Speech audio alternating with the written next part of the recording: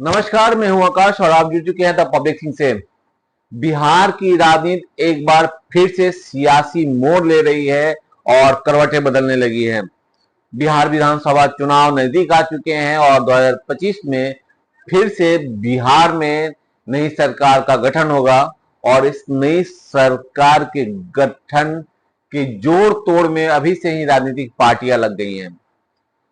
और सिवान की सियासत की अगर हम बात करें तो सिवान की सियासत में अगर कुछ भी थोड़ा सा भी उलटफेर होता है तो इसका पूरा का पूरा प्रभाव पूरे बिहार की राजनीति में पड़ता है। और यही कारण है कि सिवान में थोड़ी सी भी उठापटक होती है, थोड़ी सी भी बदलाव होते हैं तो इसकी चर्चाएं पूरे बिहार में होने लगती है। फिलहाल एक बड़ा मामला सिवान में इन दिनों खूब सुर्खियों में है और वो मामला किसी खास व्यक्ति और खास परिवार से ही जुड़ा हुआ है। जी हाँ, हम बात कर रहे हैं पूर्व सांसद मोहम्मद शहाबुद्दीन के परिवार से जुड़ी हुई एक खास बात, एक खास डिसीजन जो खूब चर्चाओं में है। इसकी हम पुष्टि अभी ऑथेंटिक रूप से इसलिए नहीं करते हैं कि कहीं से ऑथेंटिक बयान नहीं आए हैं। मैं बात करने जा रहा हूं हिना शहाब का, जिन्होंने लालू जी से मुलाकात कर पुनः राजद के झंडे को मजबूत करने की बात कही है, या यूं कहें कि लालू ने हिना साहब से मुलाकात कर एमवाई समीकरण को फिर से मजबूत करने की बात कही है। और बिहार में एक जबरदस्त उलटफेर होने जा रहा है, इससे इनकार नहीं किया जा सकता है। आपको बता दें कि सिवान की राजनीति इन दिनों बदली बदली सी दिख रही थी, क्योंकि मुसलमान नेता के नाम पर कई अन्य चेहरे भी सिवान सहित पूरे बिहार में भ्रमण कर रहे हैं।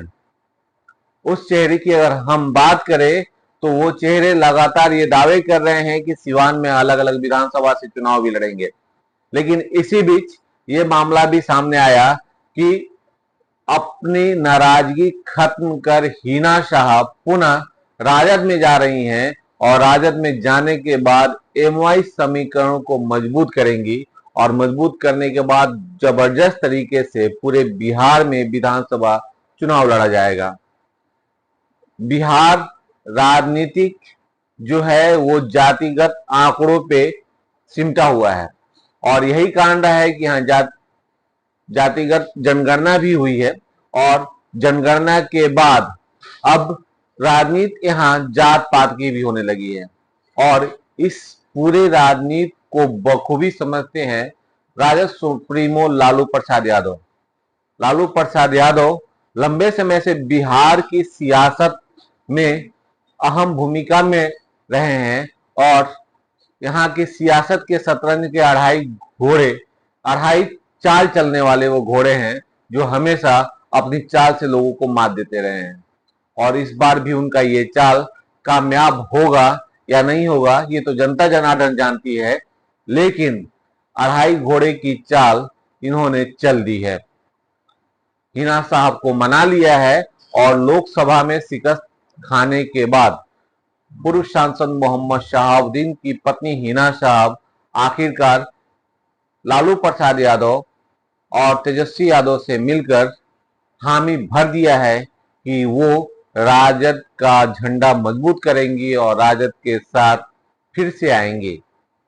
लेकिन इसका फायदा हिना साहब के परिवार को कितना मिलेगा, हिना साहब को कितना मिलेगा, सिवान में उनके इस डिसीजन को यहाँ उनके समर्थक कितना मानेंगे, ये एक सवाल है और इस पे लोग अपनी प्रतिक्रिया देंगे भी।